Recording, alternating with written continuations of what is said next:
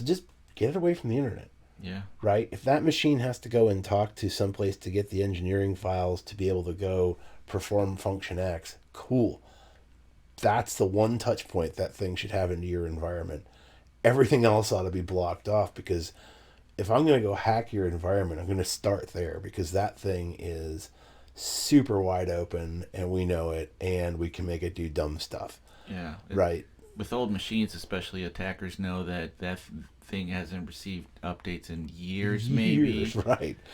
Years if you're even good at even to do. Mm-hmm. They know that it's open. If there's any new vulnerability that came out for it, it's not patched. It's still totally open. So Right. yeah, there's definitely cases where we've needed to keep those online, Mm-hmm. and then just segmenting it off, putting it off in its own corner, and keeping it as close from the internet as possible. Yep. Yep. And I mean, it's kind of interesting because we also kind of touched on regulatory stuff here at the beginning, where I'll talk FDIC and banking, and there's all these rules, right? Mm-hmm. GLBA, and you're in healthcare, so it's HIPAA, and banking PCIs, cards, and credit card processing, and right, and you get into the manufacturing space and do any defense contracting or sort of like governmental supply chain. You have CMMC coming for you. You've got, I don't know, just depends. There's a lot of different frameworks that you're expected to follow, Mm-hmm. right? And some of them are really polished and some of them aren't. And a lot of it will dip into things as basic as, how do you know who walks in the front door of the place? Do you have badge access? Do you have cameras? I mean, you can take cybersecurity all the way back to that physical Mm-hmm. access. Can I walk up to your computer servers and take a knife to the cables in the back and just steal all the power supplies so you'll never turn them back on? Haha, right? Mm-hmm. Um, you know, so there's checks and balances for all those sort of things. And there's things that you should be doing, and there's ways to lock it in room. Keys, right? Get a rack, stick the thing up on a wall someplace. We shouldn't have switches laying around, right? There's a lot of those controls that, just depending on the organization, if we stood it up quickly and got ourselves running and just didn't really think about it, because who's going to do something like that? Well, modern day and age, probably time to reevaluate some of that stuff as well, because we can talk about hackers and we can talk about pretext calling and people using AI to duplicate voices and, spoof and pretend to be somebody they're not. And everybody's heard about Target getting taken out by Oh an yeah. HVAC system that was exposed, right? There's a million stories. Just go hit the web, right? Look at the news. Schools get whacked, taken out, and the FBI is called in, and all these sort of things, right? Just cybersecurity, right? Start at the basics, right? I mean, there's a lot of things that, I mean, I don't know, we run into it all the time. And hitting on the regulations, I think ever since working in a regulated industry, it was surprising to me how lax Mm-hmm. the other industries are, Mm-hmm. where there's no need for a computer or no need for like PII, but there's still computers around, there's still users Mm-hmm. around, there's still valuable data, there's still Oh, yeah. valuable Yeah. computers around, you know? Yeah. And it's funny because back in the day, you could walk into an office, and like if they had a server, your usernames and passwords probably controlled by the things. You got the main controller back there and stuff stored over there, and but now you're in 2023 now, right? So a lot of folks have just kind of wrapped their arms around the cloud, Yep. which is awesome. I mean, it's cool. There's fantastic tools. Love it, right? I live in the cloud all the time.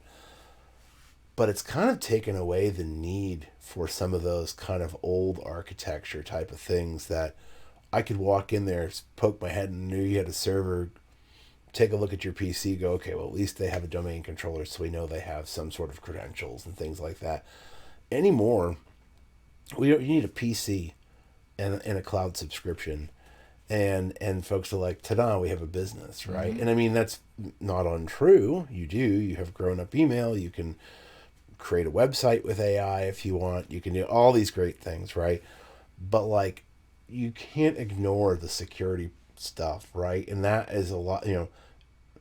Microsoft and Google and everybody else has made it super easy to move your stuff into the cloud.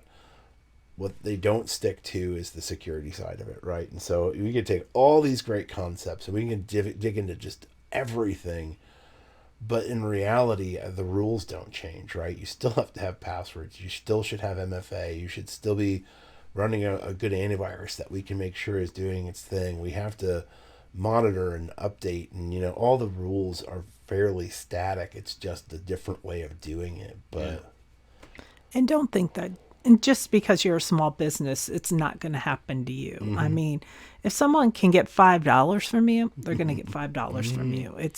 You have to protect yourself no matter who you are, personal side, business side. Absolutely, you're vulnerable. It's kind of funny because like we talk about this in context of business, but we were laughing about it before we got started. We have family members that'll call because they got an email from a place and they get a free. Oh no, Netflix. yeah, you can tell the Netflix story. It's okay. Father-in-law got a subscription, or he's got a Netflix subscription, but it's something that we purchased for him. So it's using my wife Stacy's email, right? And so all of the billing comes through us, all the communication comes through us. So you guys manage the whole thing. the whole thing, and he just like a perfect daughter. Right? Yeah, take care of Dad. Right, and so he gets an email and he calls all excited because if he fills out this survey, he's going to get a free webcam, but he has to give from him Netflix. Yeah, from Netflix. I just want to like that part kills me. Like, why would Netflix give you a never dash mind? Cam. It was a dash cam. That's yes, what it was. yes. Yeah, sorry, I say webcam. I'm being, but he had to give him a credit card number to pay for shipping. So he goes, I'm going to put my debit card in here. Which I would like to preface, I have told him hundreds of times, do not put your debit card anywhere. Never. At least use your credit card, not your debit card. So he calls and he's all just fired up to go. And I'm like, well, hang on a minute here. Let me ask you a question. Like, how did they get a hold of you? And he's like, oh, I got an email. I said, who's the account through? And he's like, Stacy. And I said, and whose email is associated to your account? What's her email? I go, how would they know to get a hold of you with your email? And he just, you hear the processing going on. He's like, okay, so you don't think this is real? It's like, no, probably not. And what are you doing giving them a debit card over the internet? Like, oh my gosh, you gotta be kidding me. But like with this kind of merging of what I would say is technology that we've all used for a million years, Hotmail, Yahoo, Gmail, right? We've all got cloud email has been a thing for eternity, at least for I'm almost 50. My generation's had it forever, right? So now you take business, and now the business can go operate in the cloud, right? I mean, it's like you're paying for it and it does different things, but it's not that different, right? If I will spare the details, but I mean, the concept is the same, and you can go run your entire business like that. You don't need an office anymore. You don't need a data center. We're not building servers. You can stick all your stuff in the cloud. You can buy your apps in the cloud. You can buy if you have something old that you need to host on an actual server, you can go put it in Azure. You can put it in AWS. You can there's just infrastructure as a service, platform as a service. It's in a whole nother conversation, but I think the interesting thing is that this kind of conflagration of the worlds occurred, right? And it's like all of a sudden you have this crossing over of the bad behavior, right? So it's super easy to hack you, right? Because if I can get what your password, what your email is, and you don't have good controls, I'll just beat on your email until I get into your account, right? And it's like on another note too, I just want to say, and I know we're running long, so we'll be ending soon, but I just want to say, if someone calls you, whether they say they're the IRS, whether they say they're a bail officer because someone got locked up, and they ask you to pay in gift cards, like. They call you at all. Just no, hang up the phone. No, nobody wants you to pay in gift cards. Do not go buy Visa gift cards and send them pictures to, if my husband's in jail and he can't call me, like, he needs to sit there and think about what he did and why he can't call me. I'm not going to Kroger and buying some gift cards. Like, You know, though, but it's funny though, because it's the way all this starts a lot of times, right? Somebody got a phone call, somebody got an email, somebody got a back to the vignette thing through the FDIC. Like, just take a look at some of those cards. I mean, it's not a difficult thing, but I've sat there with places that I've trained personally, and we've talked through these things, and sometimes you hit them and they go, I don't know what we would do in this situation. Right. And that's why you do this, as we think about it. So, And I think to tie it all back, there's people, not anything against your father-in-law, but there's people no, he's right. We're going to have a lot of material because that of are him. vulnerable, that work at organizations that are easy to right. attack, that attackers are looking for to manipulate, to socially engineer. You know, those are the people that you need to train. Yep. Those are the ones that you need to train the most. Yep. Yeah.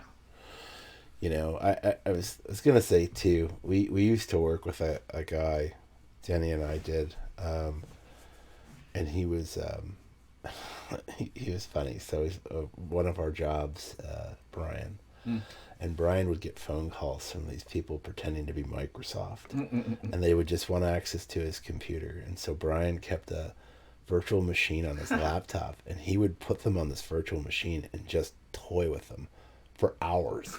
He'd hang up on him and be like, oh, you should probably call me back. And they'd call him back. It would go on so long, you'd almost get uncomfortable that this thing was going on as long as it was. But, you know, it's an out of the side story. But I mean, you see it, like there's videos about it online from other people, but that's what he would do with these folks. Just tie them up, you know, keep somebody else safe while occupy them for a couple hours, you know. Nice. Now I've seen, there's actual security engineers that go and bait people, and then they'll reverse hack them. And I've seen it to where they'll start to download all their files, and then they'll figure out who they are. And then while they're on the phone, they'll start mentioning, like, oh yeah, my uncle's name is... It just so happens to be that their boyfriend's name, you know? Right. And they're like, wait, what did you say your uncle's name was?